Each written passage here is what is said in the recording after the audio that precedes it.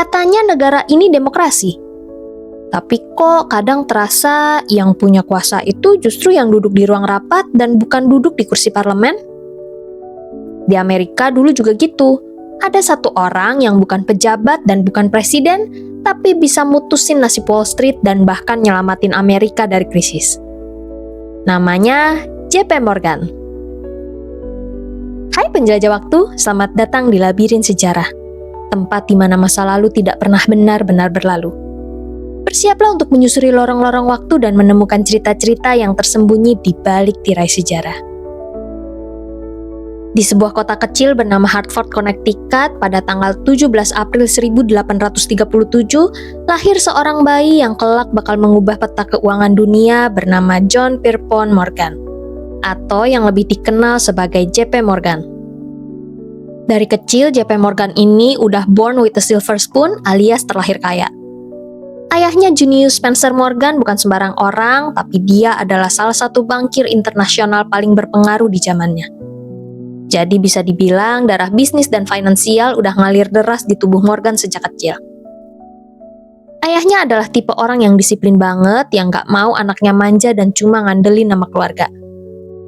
Junius ngajarin Morgan muda soal nilai uang, resiko bisnis, dan yang paling penting gimana caranya membangun jaringan dan kepercayaan. Morgan kecil juga sering dibawa ayahnya keliling Eropa, terutama London dan Paris yang waktu itu jadi pusat keuangan dunia. Di sana dia belajar langsung dari para bankir top, ngobrol dengan pengusaha, dan lihat gimana uang bisa menggerakkan roda ekonomi. Ini udah kayak sekolah bisnis elit yang bisa langsung belajar sambil lihat praktek langsung dan bukan cuma belajar teori. Morgan itu dari kecil sering sakit, jadi banyak waktunya dihabisin di tempat tidur dan itu bikin dia jadi kutu buku. Baca apa aja, mulai dari sejarah, seni, sampai urusan bisnis. Morgan muda pertama kali digodok di English High School of Boston, salah satu sekolah tertua di AS yang terkenal disiplin. Di sini dia belajar dasar-dasar bisnis dan ekonomi, tapi yang lebih penting, cara bergaul dengan anak-anak orang kaya dan berpengaruh. Di usia belasan tahun, Morgan udah ngobrol soal saham, obligasi, dan perdagangan internasional, sementara anak seusianya mungkin masih sibuk main layangan. Ayahnya Junius gak mau Morgan cuma paham teori, jadi di usia 15 tahun Morgan dikirim ke Institut Zurich di Swiss.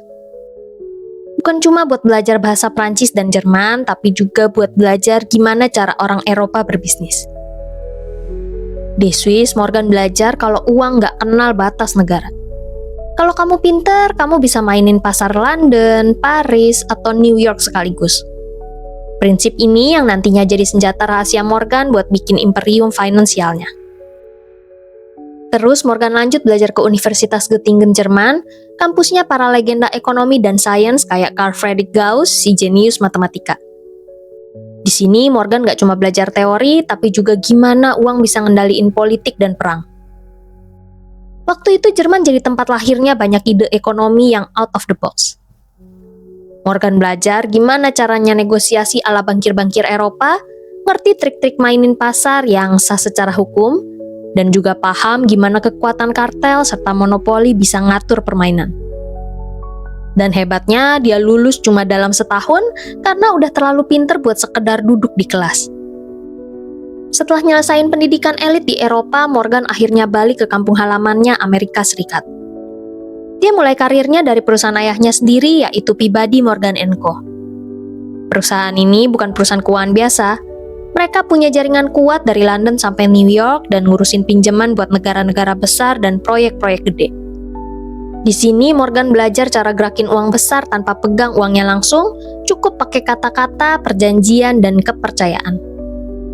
Morgan langsung sadar satu hal, kalau di dunia keuangan, uang itu bukan soal kertas atau koin, tapi soal kepercayaan.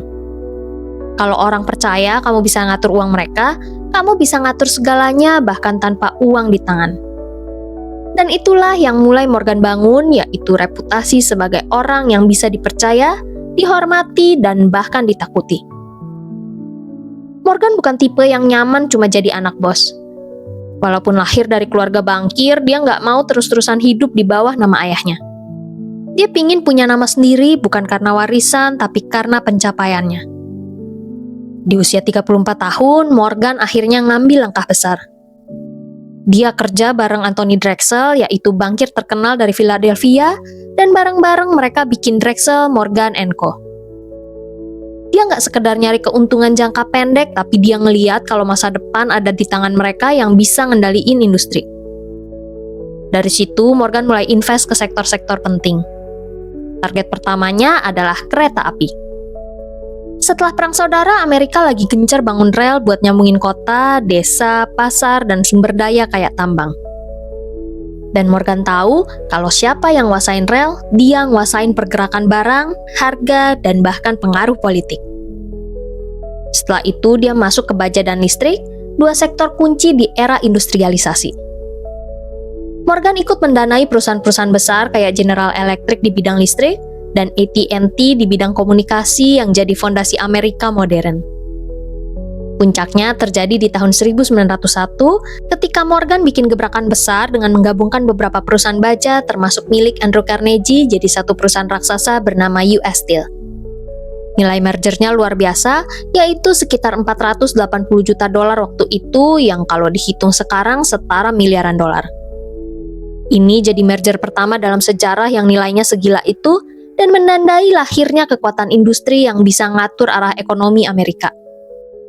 Di balik wajah serius dan cerutu yang selalu nempel, JP Morgan punya satu hal yang nggak dimiliki banyak orang, yaitu kepercayaan penuh dari pasar. Dan kepercayaan itu benar-benar diuji waktu Amerika kena dua krisis besar pada tahun 1893 dan 1907. Krisis pertama datang di tahun 1893. Pasar saham jatuh, ribuan bank bangkrut, dan perusahaan kereta api tumbang satu persatu. Bahkan cadangan emas negara pun hampir habis. Waktu itu Amerika belum punya bank sentral. Pemerintah panik dan gak tahu harus ngapain. Tanpa jabatan, tanpa pemilu, dan tanpa restu rakyat, Morgan turun tangan. Dia negosiasi diam-diam dengan Departemen Keuangan. Terus bareng Rothschild dari Eropa, mereka masukin emas senilai 65 juta dolar ke kas negara. Langkah ini nyelamatin dolar Amerika dari kolaps total. Tapi itu baru pemanasan. Krisis yang benar-benar membuktikan siapa Morgan datang 14 tahun kemudian di tahun 1907. Ekonomi Amerika ambruk, bursa saham hancur, perbankan diambang kehancuran.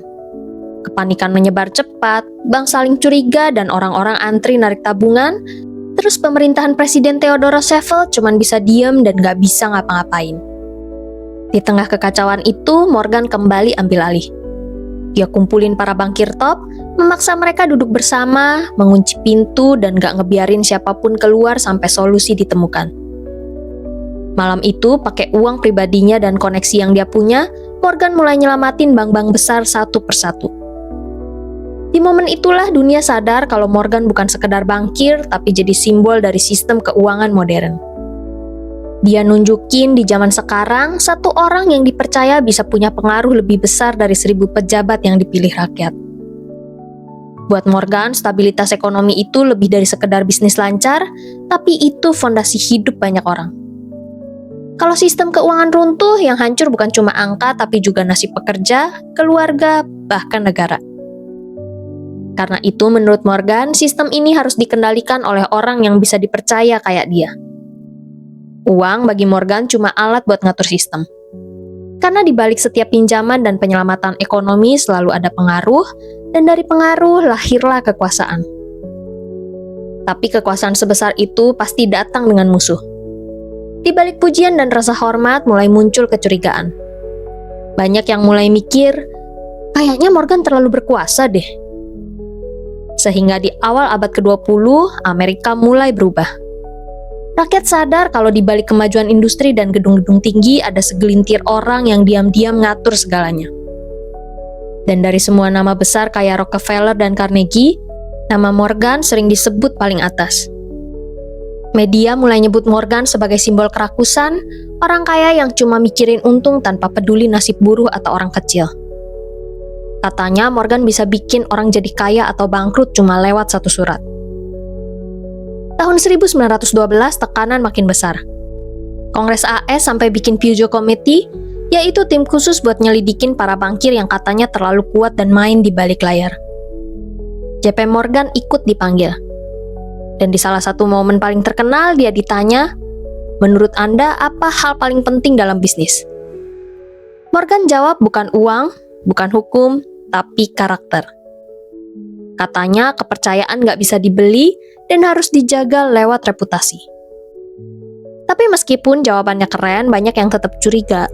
Soalnya Morgan punya saham di mana-mana kayak di bank, tambang, baja, kereta api, bahkan media. Dia dianggap simbol dari money trust alias kekuatan uang yang terlalu besar sampai bisa ngancem demokrasi. Dari sinilah tekanan politik makin kuat sampai akhirnya Amerika ngerombak sistem keuangannya. Salah satu hasilnya dibentuklah Federal Reserve, yaitu bank sentral resmi yang bisa ngatur suplai uang, naikin atau turunin suku bunga, dan ambil tindakan cepat kalau ada krisis. JP Morgan sendiri emang nggak pernah jadi pejabat. Tapi pengaruhnya segede itu sampai kayak raja tanpa mahkota. Nggak dipilih rakyat, nggak pernah ikut kampanye, tapi bisa ngatur arah negara.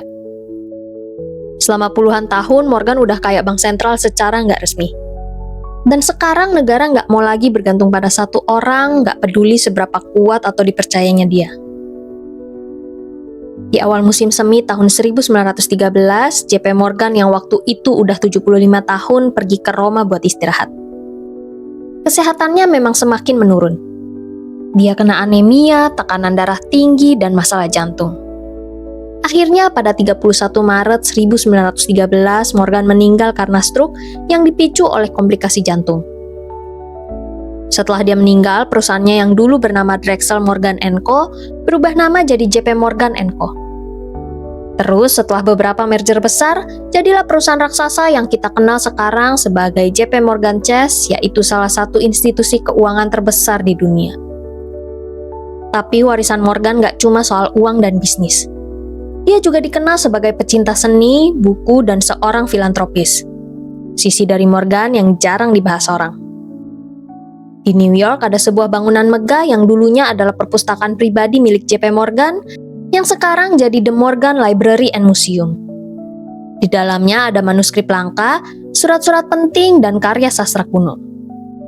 Ini jadi bukti kalau Morgan nggak cuma jago soal urusan duit, tapi juga peduli sama ilmu pengetahuan dan budaya. Morgan juga banyak nyumbang diam-diam buat rumah sakit, universitas, sampai lembaga seni. Salah satunya sumbangan besar ke Harvard dan dukungannya ke berbagai institusi budaya. Meski udah meninggal lebih dari 100 tahun lalu, nama JP Morgan masih sering disebut-sebut dalam dunia bisnis, merger besar, dan sistem keuangan global yang kita kenal hari ini. Tapi kayak tokoh-tokoh besar lainnya, nama JP Morgan juga nggak lepas dari teori konspirasi.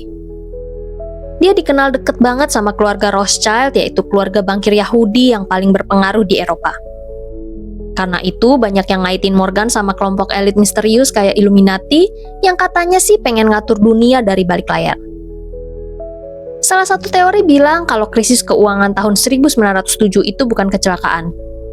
Justru katanya Morgan sengaja bikin krisis itu biar nunjukin ke semua orang kalau sistem keuangan butuh yang ngatur dari pusat. Ujung-ujungnya dibentuklah Federal Reserve, yaitu Bank Sentral Amerika yang sampai sekarang masih dikira jadi alat elit global buat ngontrol keuangan dunia. Tapi teori paling viral, terutama di internet Indonesia, adalah soal kapal Titanic. JP Morgan ini ternyata investor utama perusahaan pembuat Titanic. Dia seharusnya ikut naik di pelayaran pertama, tapi mendadak batal dan alasannya nggak pernah jelas. Aneh kan?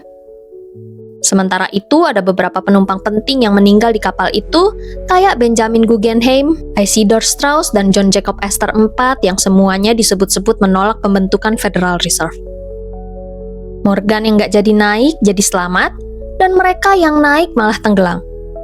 Kebetulan, atau kayak kata orang-orang di forum-forum, Titanic bukan tenggelam karena nabrak es, tapi karena nabrak kepentingan. Ya, semua ini belum pernah terbukti sih. Gak ada bukti kuat, cuma cerita-cerita yang terus beredar sampai sekarang. Hari-hari ini kita sering ngerasa ekonomi makin sempit, harga makin tinggi, tapi nggak tahu harus nyalahin siapa. Tapi sejarah nunjukin, kadang yang benar-benar punya kuasa itu bukan yang kita lihat di TV, tapi yang duduk di belakang layar. Pertanyaannya sekarang, Siapa JP Morgan-nya zaman kita? Dan apakah pemerintah kita benar-benar bekerja demi rakyat? Atau justru demi kepentingan para pemangku kekuasaan di balik layar? Kalau kamu suka bahasan seru kayak gini, jangan lupa like, subscribe, dan nyalain loncengnya biar nggak ketinggalan episode-episode menarik dari Labirin Sejarah. Sampai di ujung labirin kali ini. Tapi jangan khawatir, masih banyak lorong waktu yang menunggu untuk kita jelajahi bersama. Sampai jumpa di petualangan berikutnya penjelajah waktu.